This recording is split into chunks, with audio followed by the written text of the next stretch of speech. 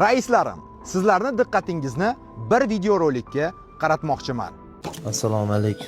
Uyga qadam qo'yganimda jim qoldim. Havo sovuq emas, hayot sovuq ekan. Boshqalarni hayotiga doim havas qilaman. Allohimdan bizga ham shunaqa hayot ato qilgin deb so'rayman. Ularning yagona orzusi issiq bir xona, oddiygina bitta xona. Men oddiy bir xalqdan chiqqan qimorbozman. O'zimni ehson qiladigan bir halol insondek ko'rsatkim yo'q. Men oddiy bir yaxshilik qilmoqchiman va shu oilaga 50 million so'mlik KFC pulini uyiga sovg'a qilmoqchiman.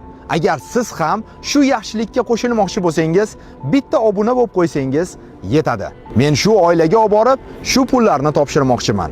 O'ylaymanki, siz ham bu yaxshiligimizga qo'shilasiz va xalqdan chiqqan insonman, xalqqa xizmat qilishda davom etaman.